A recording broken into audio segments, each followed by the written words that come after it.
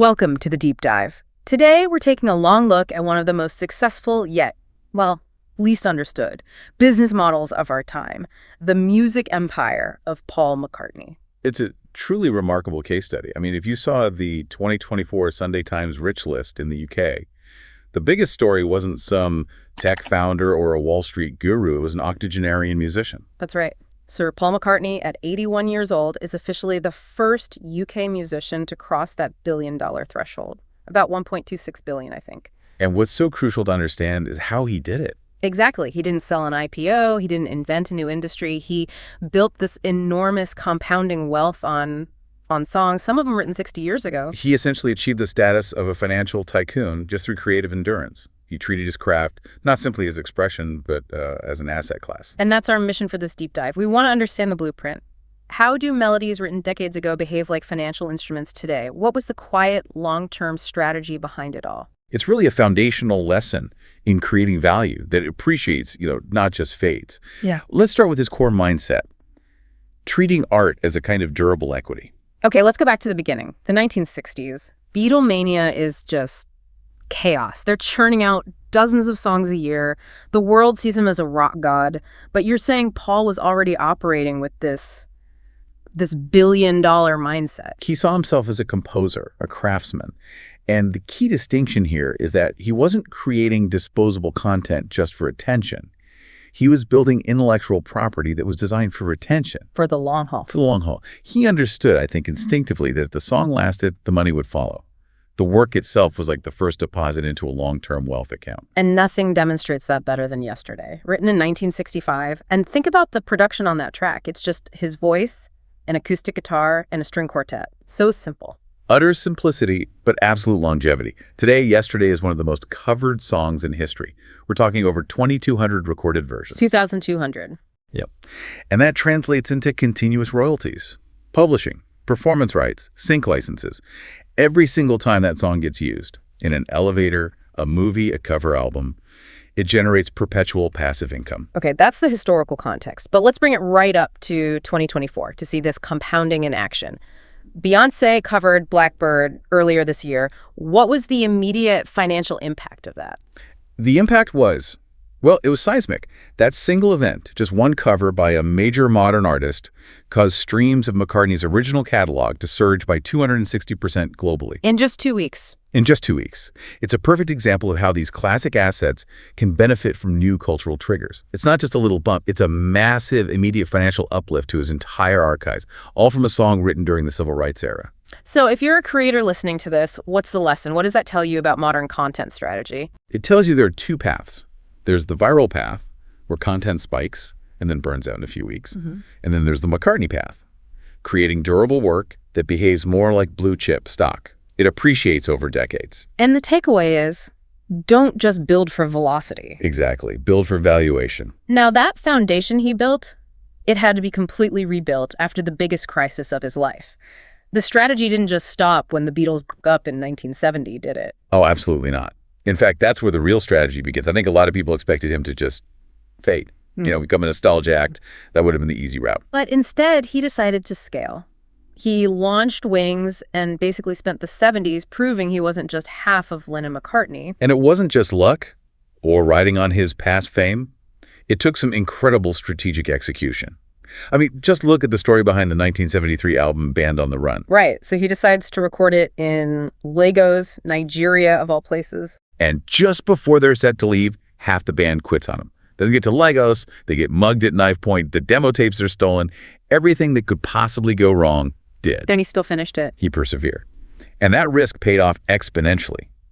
Band on the Run became the best-selling album of 1974 in the UK and Australia, sold over 6 million copies worldwide. But the real strategic win wasn't just the hit record. It was proving he could do it alone. Exactly. On his own terms. Yeah. And that allowed him to build what we call the legacy compound effect.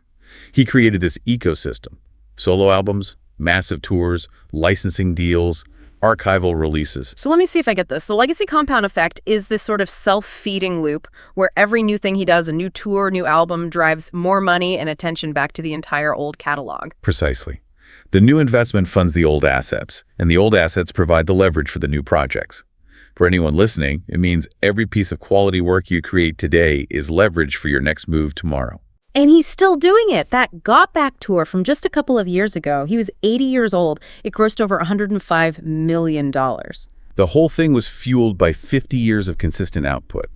And that ability, it's not random. It's all rooted in this profound personal discipline. Yeah. We have to talk about his actual creative habits. Which are fascinating because they're so analog. We're talking about an 81-year-old billionaire who still writes lyrics in longhand, carries a physical notebook, and practices multiple instruments every week. Bass, piano, guitar, ukulele. This is so critical.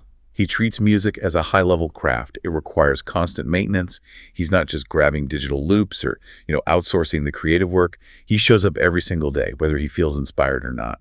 And you can see that deep work in the stories behind the songs. You mentioned Eleanor Rigby. That wasn't just a quick jam session. Not at all. He spent weeks just observing life around him. He talks about seeing an old woman at his local church and slowly building this incredibly detailed fictional world around her loneliness. That obsession, that commitment to the details, that's what gives the work its emotional weight. It is. And when you contrast that level of work with, say, a modern viral hit that lasts maybe 4 to 6 weeks on the charts, well, the financial implications are staggering. A song like Let It Be or Hey Jude still brings in millions in streams every year. Because velocity isn't the same as value. He didn't wait for inspiration. He let inspiration find him already working. The lesson there is just so clear. Consistency in the quality of your effort dictates the longevity of your revenue. And that consistency then feeds into the third pillar, which I find, honestly, the most counterintuitive for today's world. Purpose over profit.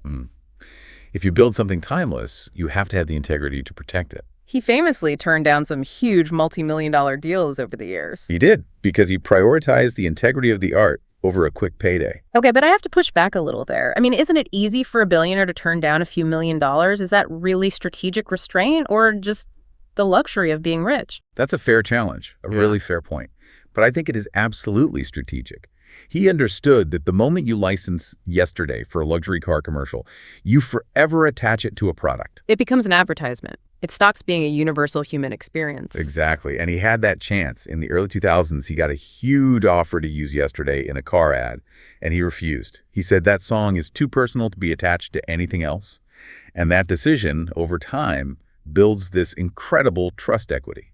So while other creators are constantly pivoting to chase algorithms, he chose to be a fixed point. He just trusted his audience would eventually meet him where he was. And the result is that his brand isn't just fame, it's perceived as authority, trust. You cannot buy that kind of quiet authority. You can only build it through integrity. Let's circle back to the Beyoncé Blackbird cover because it perfectly illustrates that final pillar, the influence loop. It really does. When Blackbird resurfaced, it wasn't just a fun tribute. It was a cultural re-engagement. The song's original meaning, it was written to address the civil rights movement, it resonated so powerfully in 2024. Beyoncé wasn't just covering a song, she was activating a decades-old conversation. So he built so much credibility over time that when his work gets referenced, the cultural echo is massive. Its influence built on signal, not on noise. He triggered a global trend without posting a single thing himself. That's the power of layered meaning. It survives multiple cultural cycles.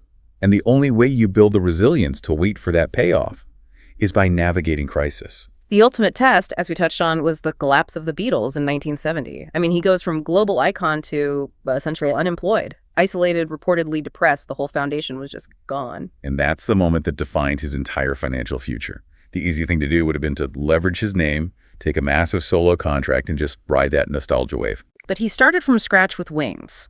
He bought a farm in Scotland and deliberately toured tiny, unglamorous venues around the UK. That was him stubbornly rebuilding. It wasn't just artistic reinvention, it was lowering the stakes so he could practice his craft again, outside of the spotlight. Reinvention without rebranding. That's it exactly. He proved that a crisis can be an upgrade pathway. That process, starting small, testing his voice, it led directly to the massive success of Band on the Run and really defined his entire solo empire, endurance over explosion. And that resilience is still there right into his 80s. For that recent tour, when his voice started aging, he didn't quit. He just adapted, changed the keys for some songs, restructured the set lists. He even leveraged the audience to help sing the high notes. That is resilience in action. The secret to a long billion-dollar game isn't avoiding crisis. It's building a system so resilient that every fall just becomes a deeper part of the foundation. So, if we synthesize this entire blueprint, the core lesson seems clear. True, enduring wealth is quiet, it's patient, and it's deeply intentional. He built lasting structure by treating every song like a seed, not a spotlight.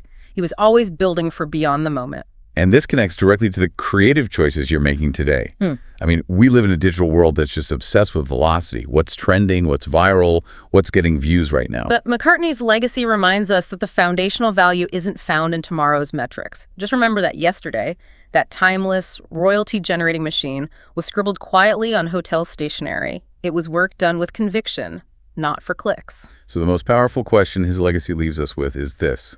In a world focused entirely on what's next, what quiet work are you building today with conviction and integrity that will still hold cultural and financial meaning 50 years from now? Your most valuable legacy might just be the work that took the longest to be understood.